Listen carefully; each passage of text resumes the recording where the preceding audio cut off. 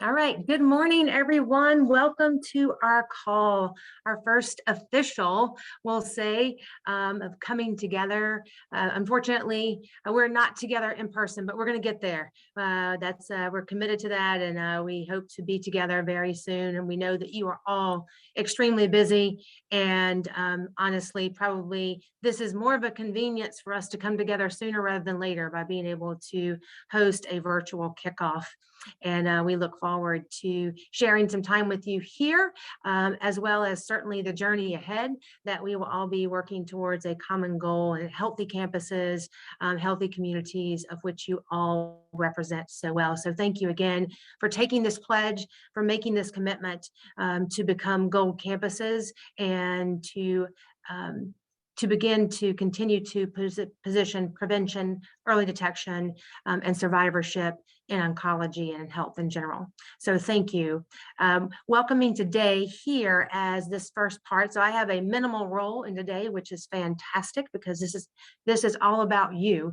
And I'd like to welcome to the stage Fields Jackson, which really in many parts of this conversation today, he needs no introduction, but he deserves an enormous amount of accolade and applause for everything that he has done to help us get to this position today.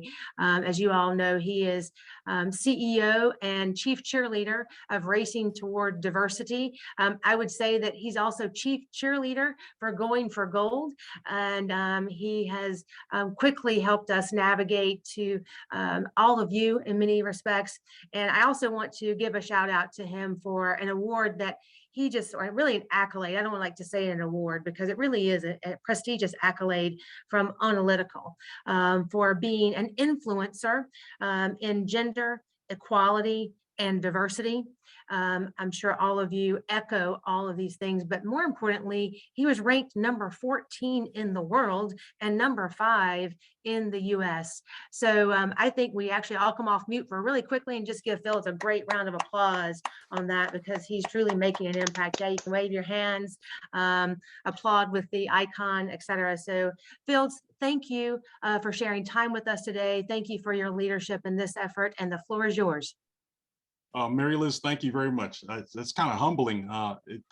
Those accolades, they really resonate outside, except for my household. My wife doesn't pay much attention to that. She still has duties for me to do. So, but thank you very much. It's absolutely a pleasure to be here. I'm thrilled to work with this organization. Again, my name is Fields Jackson. I'm the CEO of Racing Toward Diversity magazine, online publication. We've been around about 15 years. I'm also the president of the College Diversity Network, and I'm also an adjunct professor. I teach at Shaw University, I teach at South Carolina State, and I do a lot with HBCUs. I just came off a stint as the executive director of the HBCU Business Deans Roundtable for 4 years. So my heart is and my entire being is around the HBCU community. So when this opportunity came up, I was excited about being able to spread the word to not only your schools, but other schools around the country. So pleasure meeting everybody. My role today is to introduce everybody on the panel today, on the screen today. When I call your name, if you could just come off mute and basically give a quick overview of who you are, what school you represent, and we'll go through the entire panel, and then I've got some guests to introduce. So with that, welcome. And I'd like to, again, I'll put this far enough away so I can read it. President Gaston from Norfolk State. Good morning, and thank you so much for having myself and my chief of staff here today. Norfolk State University is a top 20 HBCU, and we're located in Norfolk, Virginia. Thank you, President Gaston. Tanya White, Norfolk. Yes. Hello, everyone. Tanya White, Chief of Staff, Norfolk State University. I'm very excited about this program. Thank you for having us. Did you want us to talk about why we're here today or just introduce ourselves? Marianne or Joya? Yes, please, President Gaston, that would be great. If you can give a 60-second of your why. I know you have a compelling why, as we all do. And just give us an overview of why Norfolk State has decided to go for gold. It would be awesome. This is really important to both me personally and to Norfolk State University. We know that one of the things that happened during the pandemic is the health disparities that we all knew existed became more evident to us. And I am really concerned about our population and our community here at the HBCU, but our community at large. We have created an initiative called the One School of Public Health with our peer institutions here in Norfolk. And so that would include Old Dominion University, Norfolk State University, and EVMS, which is our medical school. We're really pushing the agenda. I'm working right now with our legislators to get a wellness center for the university. We know that our students more than any are at risk. And because they're at risk, we're working really hard to make sure that we can work towards a healthy way of creating a lifestyle so that when they leave the university, they can use that healthy lifestyle. But also we know that cancer deeply impacts our community. I know firsthand, and many of us know others who have struggled with cancer, and we know that we can change that. But we can only do that if we're all united and focused on what we can do to be better, be healthier, and be in a better position to eradicate those things that really are difficult because, one, we often have individuals who come late to finding out that they have a health problem and that they don't have the resources. So we want to change that. Eddie Francis Dillard.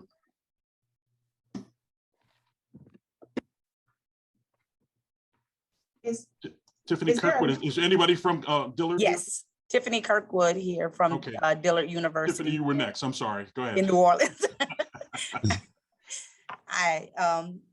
Again, I'm Tiffany Kirkwood from Dillard University, and I am the project coordinator in our Minority Health and Health Disparities Research Center here in New Orleans. Again, I'm sure like everyone else, cancer has impacted all of our lives at some point or another. And we are excited here in New Orleans to be a part of this program. Thank you, Tiffany. State Alexander Livingston. I'm Kimberly Harrington from Livingstone College. Dr. Alexander could not be here today. I am Director of Public Relations, and we have a holistic college model at Livingstone College where every student signs this agreement. It has 10 components, and health is one of those components. And I've only been there since 2017. And when I arrived, we had a partnership with Novant Health. And since that partnership has dissolved, we haven't really addressed this health component that's a part of our holistic college model. So this is an opportunity for us to re-engage that part of the model to make our community more healthy. And we plan on leveraging our relationship with the AME Zion Church. As you know, the church has a great influence on our population. And since we were founded by AME Zion, we intend to leverage that partnership to get the word out. So note to self, you cannot share your link to the Zoom meeting because I shared my link with Ms. Harrington and now she's coming up as Joy. So if I say something really good, this is the real Joya. If it's bad, I'm sorry. And this is Karen. I didn't even notice that my name wasn't even right. This is live, y'all. Forgive us. It's also being recorded. So Joya, this is the only time that you can be two places. You can be in the same place twice. So congratulations. Been trying to clone myself. Sorry about that. Kimberly, is Garrett Hunter on the call? Or No, I think it's just me today. Okay. Thank you. Lynette Wood, Dean Wood. Yes, it's a pleasure to be here. I'm Lynette Wood from Shaw University in Raleigh, North Carolina. I'm the Dean of the School of Business and Professional Studies. And being involved in this program is exciting to us because part of the mission of the School of Business and Professional Studies is active civic engagement. And also Shaw University has a history of social justice. So dealing with initiatives that help to reduce health disparities is very important to us. We have several plans. We started planning already, and by March 31, you should hear more. And if you look at our program coordinator, Barbara Powell-Jackson, look at her background. She has her 5K cancer awareness background up because that will be our first initiative that we're going to be having on March 31st. We expect over 100 people to participate, students, community, faculty, staff, and of course, we're going to celebrate. Yeah, and also the cancer, the people on this call are welcome to join us too. And just CEO Roundtable on Cancer. We expect to have a lot of awareness that starts on that day, and then we're going to take it from there to keep people actively involved in what can be done to reduce their risk of getting cancer. So it's a pleasure to be here. Thank you, Dean Wood. Ms. Jackson, Barbara Powell-Jackson.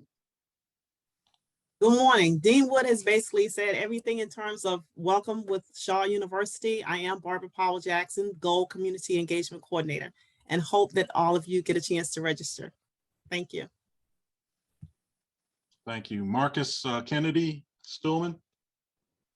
Good morning, everyone. It's a pleasure to be here. I'm Marcus Kennedy. I serve as the Dean of Student Life here at Stillman. Of course, we're happy to be a part of this initiative.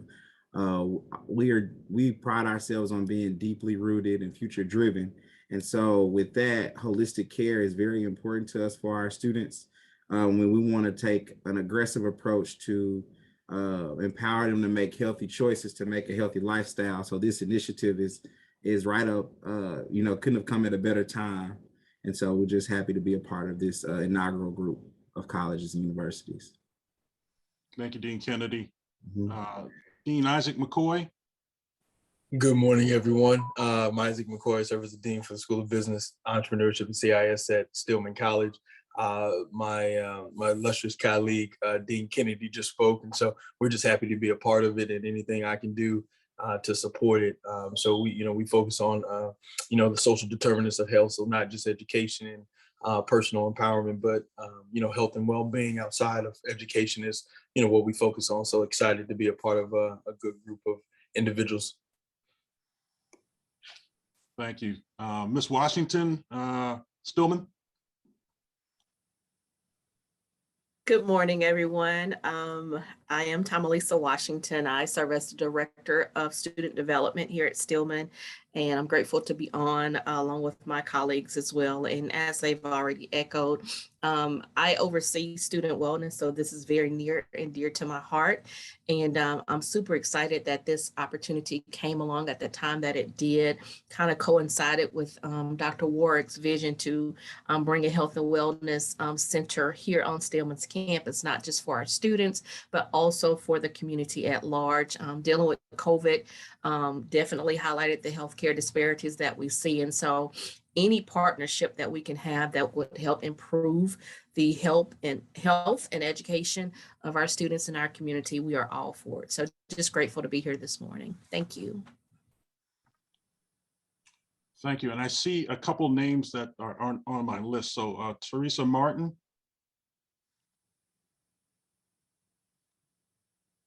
You're on mute. Yep, got it. I'm the Gold Standard Program Manager. I help organizations through the application. We've helped numerous organizations earn accreditation. So I'm here to help all of you that will be rolling up your sleeves and getting into the application. Okay. Fields, Lonnie's on the call now too.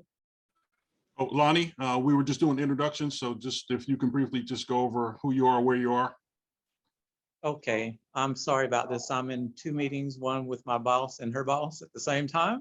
So I do apologize. My name is Lonnie Cochran, and I'm the Executive Director of the Office for Community Engagement here at North Carolina A&T State University.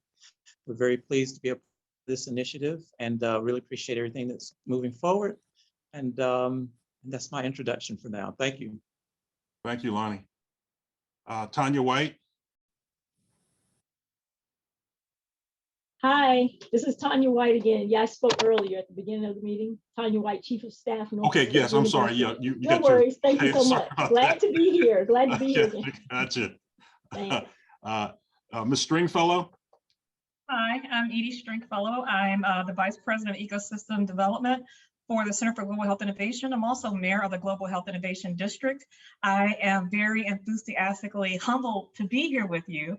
My role specifically is making sure that I connect HBCU schools with industry, biotech and biopharma industry, and to let them know they have this sudden awakening that HBCUs do exist, and to let them know it's more than 5 HBCUs out there.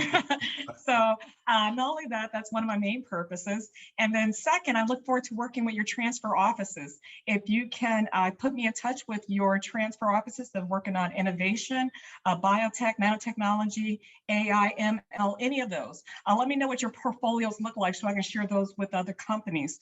Third, I also am looking to create pathways into the industry for your graduates, particularly pharma, science, innovation, venture capital, anything along those lines. Because as you have seen, our industry, biotech, has pledged over $2 billion over the course of health equity from 2018 to 2021, and only $200 million has been allocated. So we have $1.8 billion unallocated, and we have 100 HBCUs. But it seems like our industry, as you know, is a black hole. When they see, oh, Howard, okay, we're gonna put all our money in Howard. Oh, we see Morehouse, we're gonna put all our money in Morehouse. But it's so much science and so much discovery and so many innovations and so many diverse early stage scientists, researchers, and founders and startups that need that leap, that need that bridge. And I'm here to be the connector to industry for them. So I am here, and I look forward to working with you and hearing all these wonderful things that you're working on. I'm also looking to spread the word. When we open our center at the end of this year, we're going to have on-site biobanking, and we're also going to have an on-site BSL clinical trial site where we're going to focus on diversity in clinical trials, because we can't get a drug to market unless we get more people from diverse backgrounds to be part of those data sets that we're studying. Currently, out of all the data sets and cells in the world, have 95% European male backgrounds. So we're based here in Atlanta, but I'm all over the place. So I have, I will come and travel. I will come and meet you. I'll do whatever it takes to find those molecule hunters that are at your schools, and I'm looking to connect with industry. Eddie, again, thank you very much. And you know, we've got to get a couple introductions through. Oh, so, I'm sorry. No worries. And again, we'll be with all that money you were talking about. We'll be able to help you. Trust me. We'll, you know, I see a lot of smiling faces because again, everybody just focuses on Howard. People just they go Howard, and I get it. So this is great to see all these other institutions on. So Eddie, yeah, please put your information in the chat, and we will definitely make sure we circle back to you. But I got a couple more folks I need to introduce before I turn the program over to some of the keynote speakers. Okay. Betty Whitechurch, I'm sorry, I hope I pronounced your name right. You're on mute. Yeah, that's okay. It's actually Whitchard. I'm the Chief Financial Officer for the CEO Roundtable, as well as for PDS. So I'm the security vault to make sure that all the money that comes in for this project will be, you know, distributed, you know, within the restricted funding that we have received. So you can be I've been, you know, in nonprofit world, came out from a CEO from a normal corporate environment. And for my final part of my career, I chose to be with nonprofits so I could be helpful. So I'm excited about this project, especially, and looking forward to working with everybody associated with it. Thank you, Betty. Tracy, Brala, Science Center.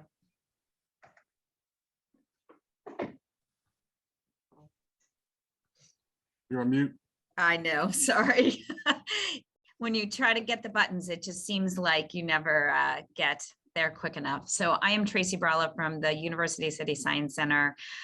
We are a nonprofit that is located in Philadelphia, but we have shareholders that are from the tri-state area, really looking forward to thinking about potential collaboration opportunities. A big focus of our organization is really helping to catalyze healthcare innovation through our special startup support platform.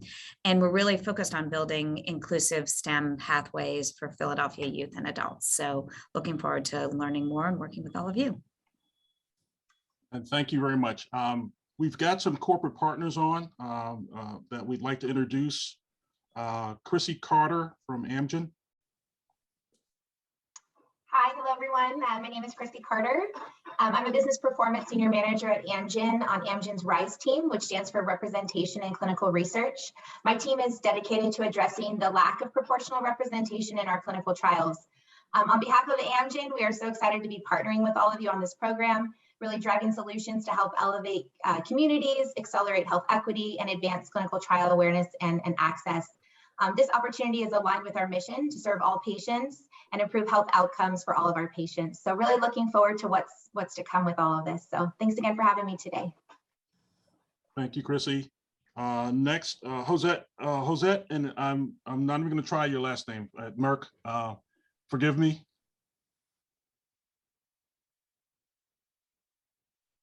Is Josette on the call? No. Hey, Phil, since Merck is not on the call, I'll speak on their behalf. Okay. Merck, well, Jonathan Iaz is here. Jonathan, will you speak Jonathan, about it? okay, Jonathan, yep. Yeah. Hi, good morning, everyone. I'm Jonathan Ijaz with Merck, and we're so pleased to be part of this initiative. We, as a pharmaceutical company, are really dedicated to including diverse populations, et cetera. And really, I'm not on the research side at all. I'm not on the marketing side or the HR side, but those colleagues were not able to make it. But I do represent working with the Sierra Roundtable Cancer and looking forward to working with you in the area of cancer prevention and cancer screenings and early detection. So I look forward to having ongoing dialogue, and thanks for having us here. Appreciate it. Thank you, Jonathan. And Gail Stephens from SAS. Hi. So yeah, I'm from SAS Institute, and we have partnered with the CEO Roundtable since the beginning. Really, Dr. Goodnight has always been very committed to us being a technology provider, and we provide a research location for people to go and take advantage of the data that's contributed. And that's what we've done up till now, worked with Bill Louv on the Project Datasphere side of the house. But I'm very excited to be part of this.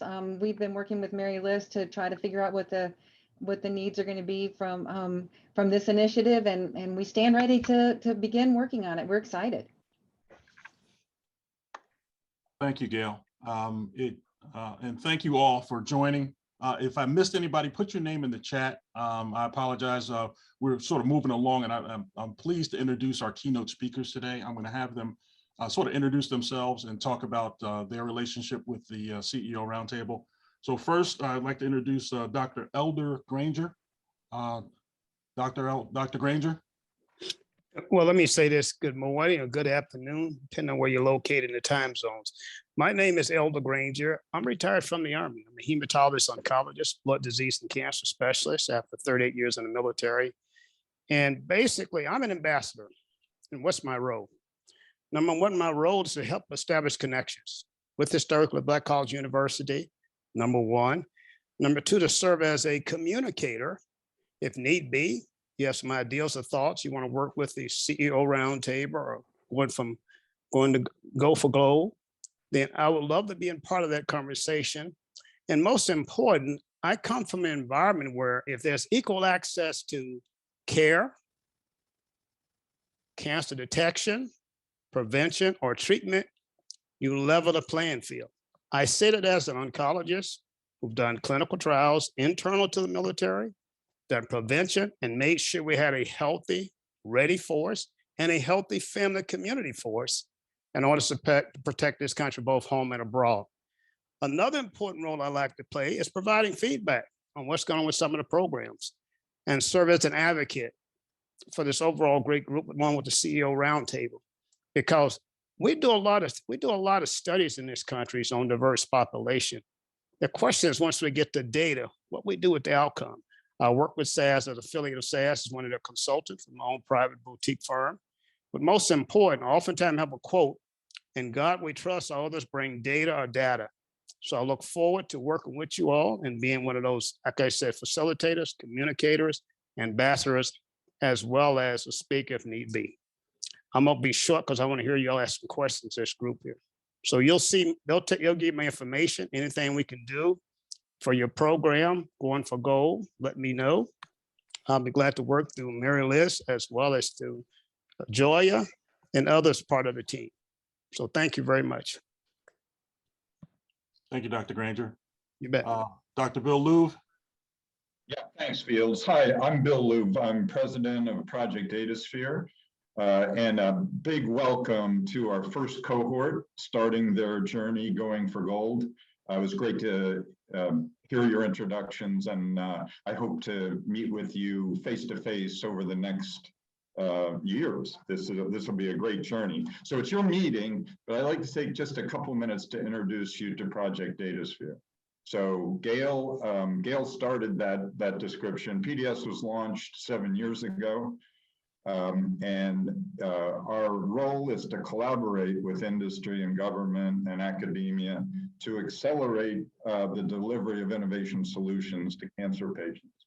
And we do that by maximizing the value of oncology research data.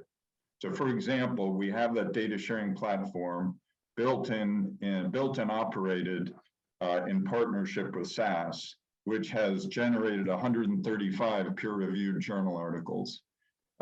Also, we have a portfolio of research programs featuring leading-edge data science and artificial intelligence. Going for Gold's a really exciting and really important initiative.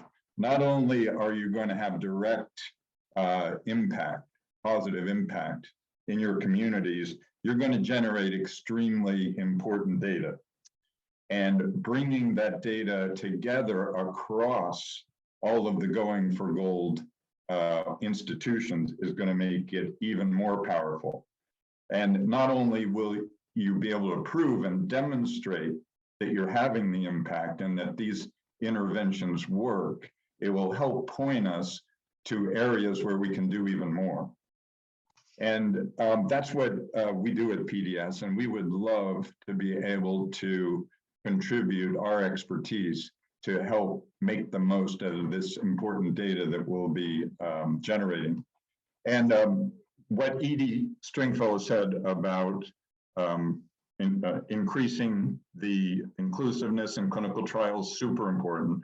Just like the same societal issues that cause barriers to healthcare also create barriers to participating in clinical research.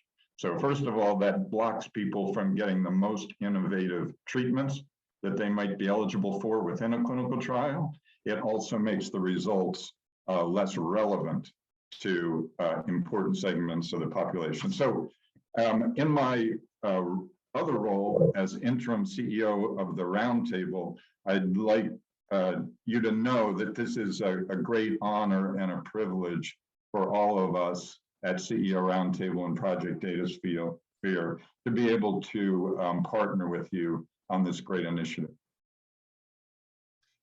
Thanks, Bill.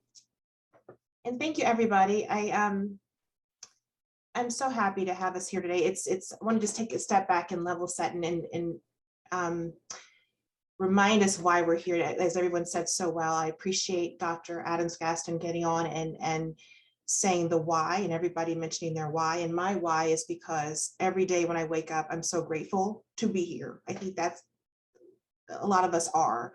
For me, as a grateful 14-year breast cancer survivor, stage 3C, I didn't know how much time I had. I don't know how long I had. And so every day it's just this gift where I get to feel like I'm sitting in a room and I can watch the curtains open on the next act of a play.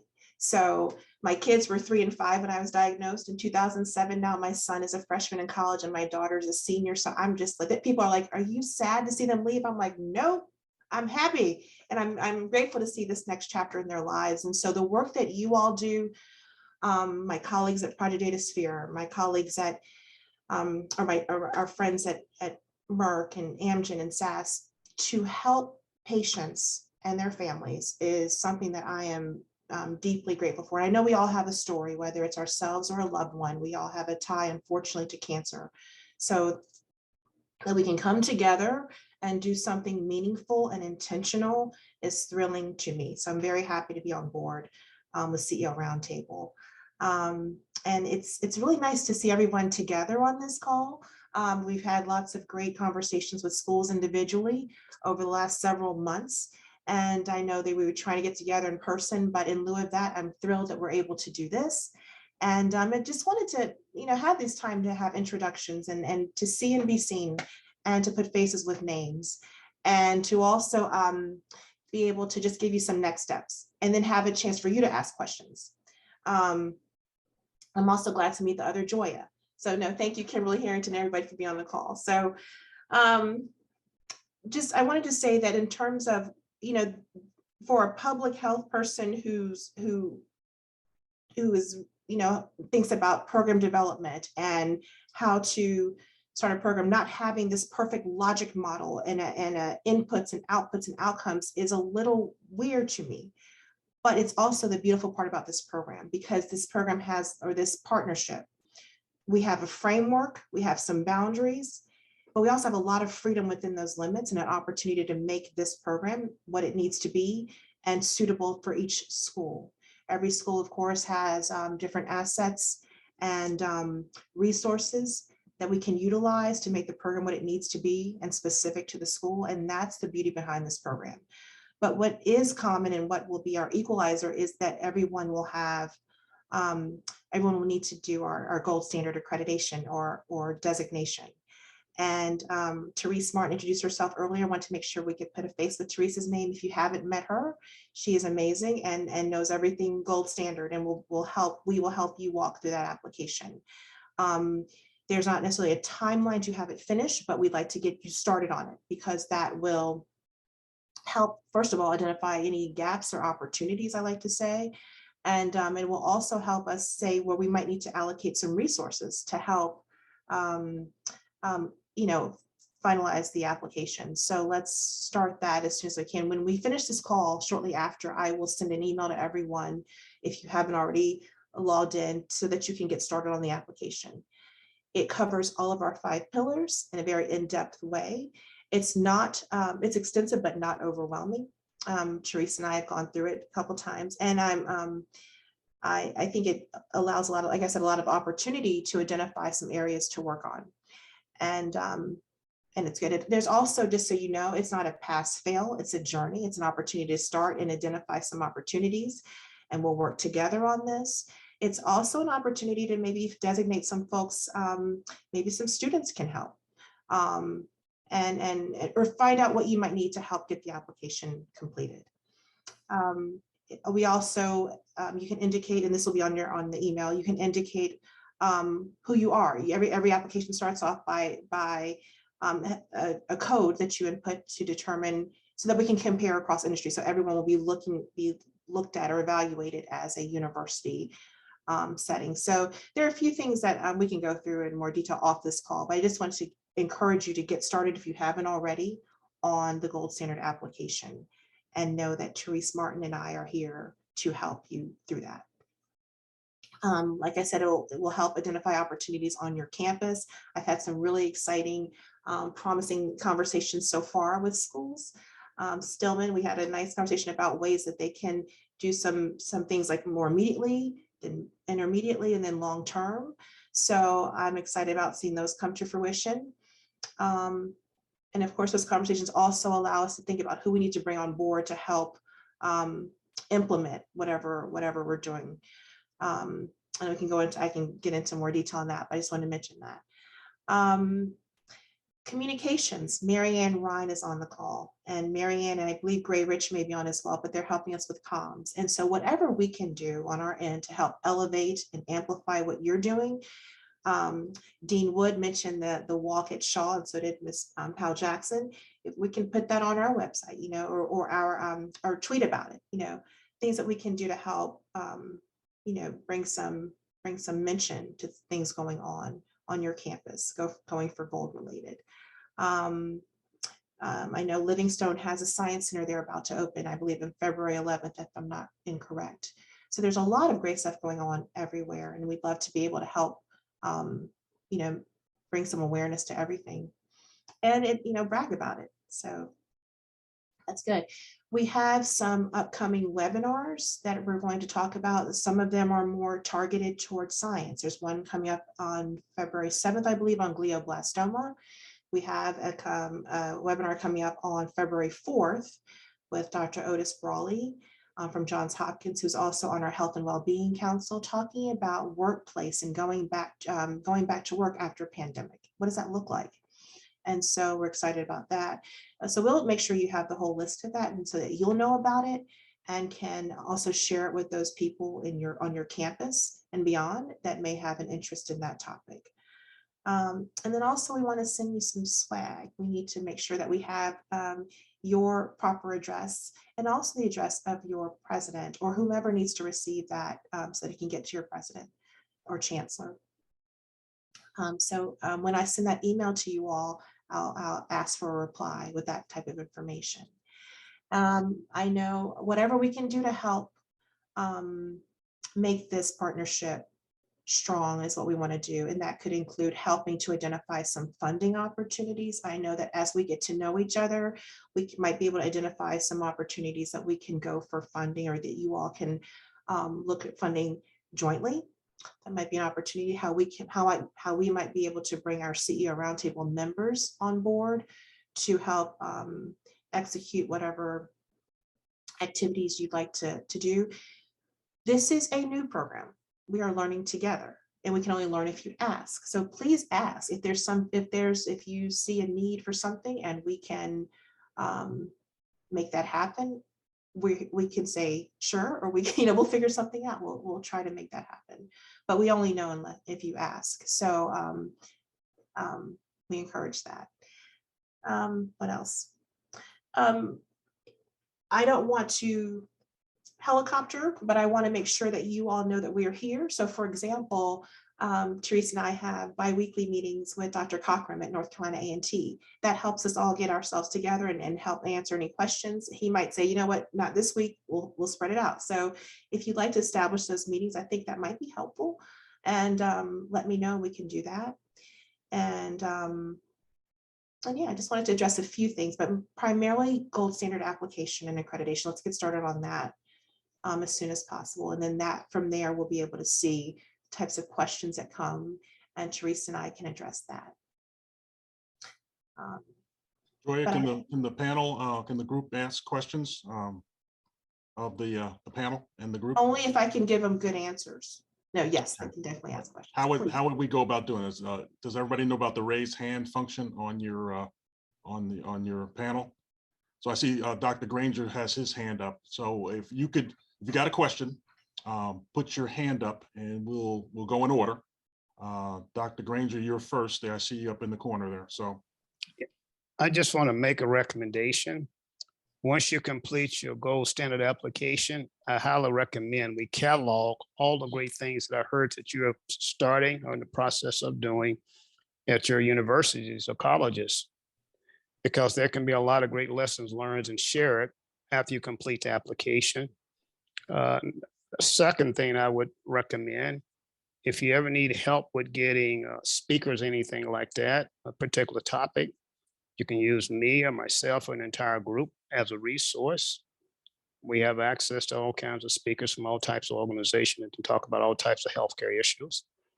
And then a very, very important point is that when we start talking about the importance of having diversity in clinical trials, that's now part of the FDA standard when it comes down to least suggested or guidelines when it comes down enrolling individuals in clinical trials. You try to have a diverse population, and we can also, in the future, probably list some of those clinical trials that truly not only involve the general public, but has a more focus on African Americans and Hispanics and others of the minority population. Just food for thought. I'm involved with clinical trials myself as oncologist, hematologist. Mary Liz? I'm going to float a question over to Bill. With Project Datasphere, a lot of the folks are on the call today, specifically from the HBCUs. How's the best way for them to garner access for the appropriate faculty or students for Project Datasphere platform and having access to that data? I think the most straightforward way is if you have a question or you want help doing something, send an email to me. I'll put my email in the chat. But our data sharing platform, again, developed with our friends at SAS, is a very much an open science, open source asset. Okay, and it's unlike most of the other data sharing platforms that require you to submit a protocol and it goes to a committee and it comes back several weeks later, and that just starts the ball rolling to get access. On our platform, the vetting process usually takes 48 hours, and then you have access to all the data. And your scientists, if you have researchers, they can download that data into their environment if they already have tools there, or they can use the analytics environment for free provided by SAS. So it's a pretty rich opportunity, and you can get in there and start looking yourself, or again, send me a note. I will no doubt hand that off to somebody else, but please just send it to me and I'll make sure somebody helps you navigate. If you want, Bill, I'll just insert in the equation here. Let's have them send it to Joya, and that way she can filter it around. They can copy you or whatnot, but that way she can make sure that it's going back and forth. And I think that'll be helpful. If they're only given kind of one point of contact, it makes it easier for them to navigate too. So that is great, and we all know Joya is more reliable than I am, so that's good. Well, I didn't want to say that, but I mean, you said it, so it's good. How about Dr. another Granger has question? his hand up again. Sorry. Did you hit it twice, Dr. Granger, or you had another question? I just want to make a comment, and I'm going to piggyback on what Bill just stated. At a lot of your campuses, especially in your College of Science, Math, you name it, in some case, your analytics department or School of Business, students have to have projects when it comes down to doing science project use data. So I would encourage you to tap into what Bill just stated. But another important point that you might not be aware of, SAS offers a significant amount of software to academia that I'm not sure you're aware of to help out historically Black colleges and colleges in general, and those institutions that have an emphasis on the Latino population, and we say Hispanic serving institutions. We might want to put that on the website, because a lot of time there's an entire academic arm of SAS analytics that gives software to institutions, basic software. They learn how to do data analytics and do science and research projects. I know that because I've got a few other historically Black colleges and Latino serving institutions take advantage of it. So I'd recommend that. They have an entire academic division. I want to put that out there as food for thought going forward. Gail, perhaps, do you have any comments on that, Gail? Sorry to put you on the spot, but you're the authority here. No, he's absolutely right. Dr. Granger, thank you. SAS has whole academic programs for universities to that we pretty much offer our software for free, and we are happy to work with any of you. If Joya wants to also take on that that task, if people have an interest, I can work through Joya or through any of you if you want to hook you up with the right person here at SAS to help you out and get you what you need or what you want. And if just to throw this out, since Bill brought it up, the platform that we have for Project Datasphere, if you go out there and actually use that platform and let the data sit where it sits, you'll kind of get a flavor for some of what we offer at SAS. And there's more. We don't put every piece of software on that platform that we sell or provide today. But if you guys want to look at that and see what your interest is, I'm happy to shepherd you to the right people at SAS to help you get what you need or what you want. And just Gail, to everybody, to me, that's the power of this organization. I guest lecture around a lot. I think Dean Wood's probably sick of seeing me, but to have this type of information in front of your students, and again, you've got these powerful individuals that can guest lecture and now bring this to your classroom where it's not a report, it's live. You've got Zoom calls, they can come in as a guest lecturer. SAS is right up the street. It's a global organization. So if we can get this to all the HBCUs, again, real-time information, I think this is the power of the group. Thank you for raising your hand and stepping in. But again, utilize this. And again, if I can help, again, with my social media platform, I heard that when you share things, I've got a voice. They recognize me as 14th in the world. So 14th in the world, whatever you're saying, I'm going to push it out to the world. I'll push it out to the ones that are listening to me. So again, I just wanted to throw that in, Gail. Thank you for that. So if you've got people at SAS that are willing to sort of come in and be guest lecturers, share that list, and we'll get it around. So when people have an extra 2 hours of their class, or they got a special session, we can get some folks with this type of knowledge in front of them. Okay. Great idea. I mean, that's a great idea. We'd be happy to help you out. Oh, thank you for that. Thank you. And Mary Liz, I see your hand up. Yeah, so you guys are speaking our language for certain, and I'll just echo what Gail was saying, but that's also why we're all here. We're here to identify what are some of the gaps, what are some of the accelerated programs of work that you're already doing that we can help to bring together between corporate partners, the three that are sitting right here, Merck, Amgen, and SAS. How can we help you accelerate something that you're already doing well, especially in the health space? How can we help to fill a gap? And even better, how can we do it together through that collaboration so that we're not duplicating, but instead we're collaborating and maximizing all of these efforts. I know whenever we first started talking about this initiative and how SAS could be instrumental, that was one of the first spaces that you win, is that, our tool could be certainly broadcast better, and that's the wrong word, sorry.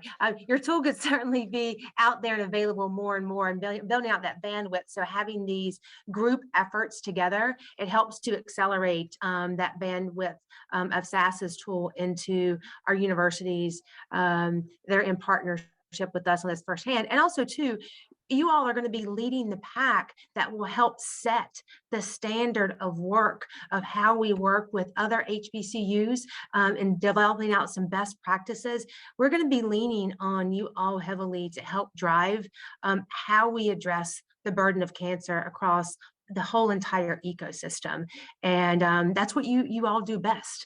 You're academics, you have your ear to the pathway, and you know what is needed in your community. And we just so appreciate everything that you are willing to take the plunge and go forward with us. I know Merck's going to be working with us a lot on vaccination education and vaccination health. But also it's really deeper than that with Amgen, with SAS, with Merck as we get started here. And we're going to keep adding our corporate partners as we keep going along. So thank you again for stepping up at the gate here with this first group as we're moving. But the point is that, it's a much deeper set than just us hearing best practices from you. You're all going to be standing on your own merit of, how you might work with SAS or how you might work with Amgen or Merck might be very different for one of your fellow institutions. So we just want you to keep that in mind as this unfolds, and how we want you to ask us questions. So if, like Dr. Granger said, if you think he can provide a speaker, we only know that if you ask us. So please don't hesitate to raise your hand and say, hey, look, I need this. Can you all help me? Even if you don't think it's in the oncology space, but you might be around the health space or something that we might be able to provide some guidance for you in that way. We want to be able to do that.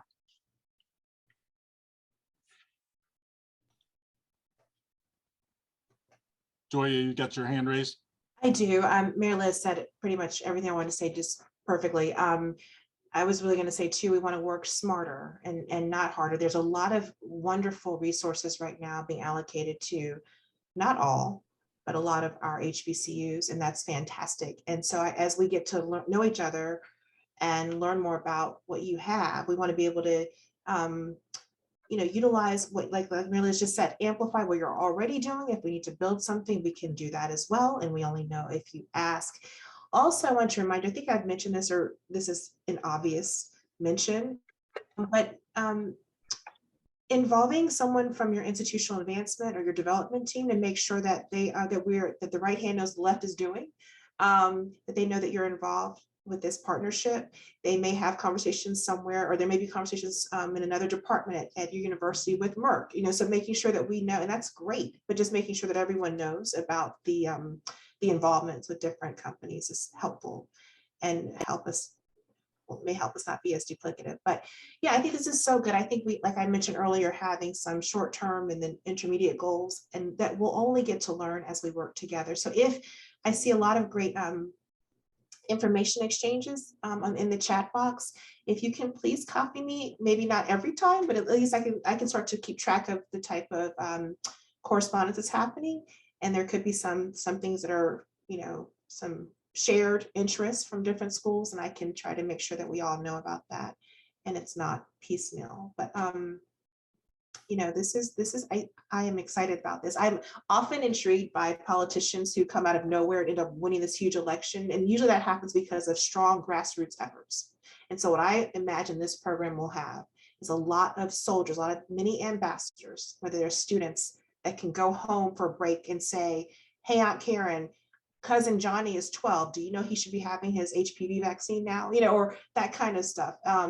Or Uncle Jim, I don't know about the family history, but have you talked to your doctor about prostate cancer? That kind of stuff, where we're encouraging students not to have all the facts or not to be medical doctors, of course, but to share information and start a dialogue and help raise awareness and help dispel any myths or increase trust. All these things are things that I'm hoping and intending to come from this program. And we may never know about some information that was shared that helped save a life, but that's what I hope to, one of the outcomes, that's my logic model. That's what I hope to produce by this program. And I know that everybody has that same interest. So yeah, thank you. Joya, could you speak just a little bit more, because I know we're short on time here, we're getting close to the end of the hour. Next steps on accreditation, just kind of reinforcing that, and also upcoming webinars that are probably a scan of our content. Yeah, when I send the email shortly after this call ends, it will have the information about the accreditation. And I think that's kind of all you need to know to get you started. But call me, email me, call Teresa and I, and let us know what questions you have, but it'll help push and get you started on that. Like I said, I don't know if I said this or not, but on the application, I find this helpful. There are, I didn't want to get into too many of the weeds, but on the application, I think it's helpful that there are questions that are outlined by functionary, if you will. There's some questions that are more administrative, some that are for benefits. So once you look at the application, you might be able to kind of farm out different questions to colleagues in human resources that they can answer much more quickly than you might be able to. And that way you can figure out who needs to respond to certain questions. It's also probably something where you'll need to have your benefits plan, or the HR person can have that right there so that they can answer the questions pretty easily, and it's readily available. So all these types of tips and help we are happy to share.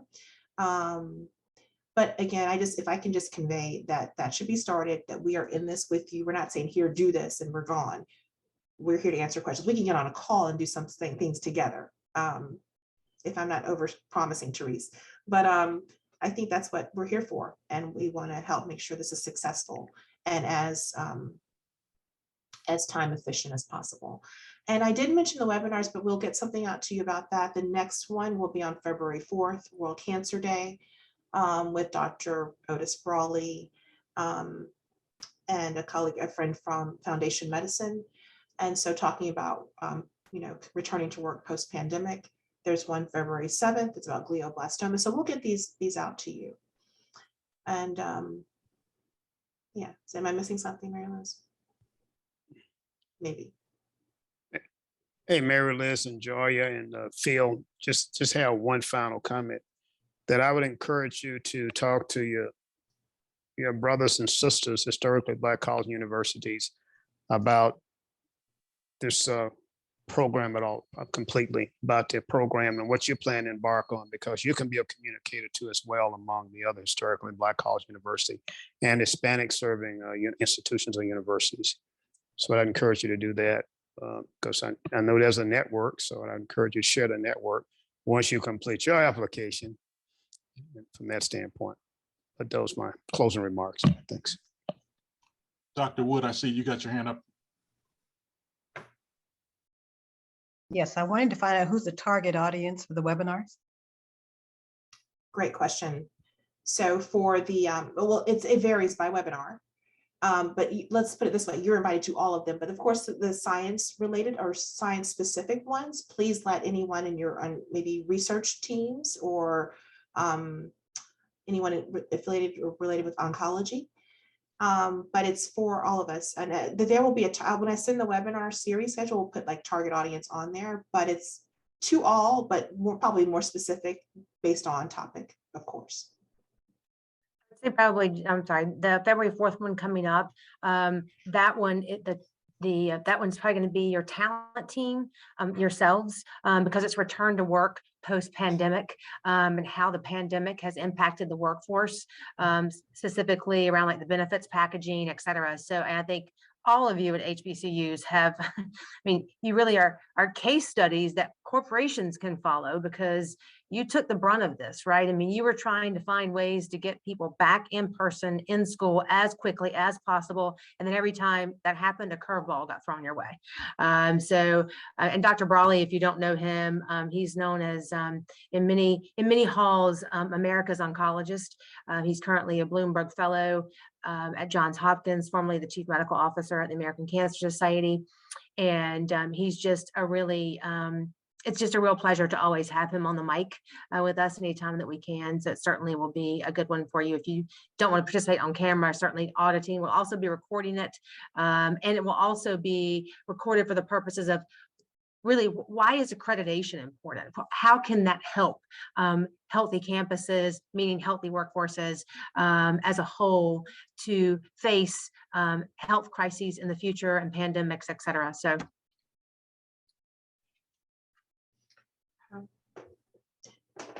I think we're at time, but I just want to say thank you again. I really have enjoyed working with you all so far, and I know that great stuff is going to come. I'd like to thank Fields for introducing us to a lot of our schools, Dr. Granger for his work already and to come.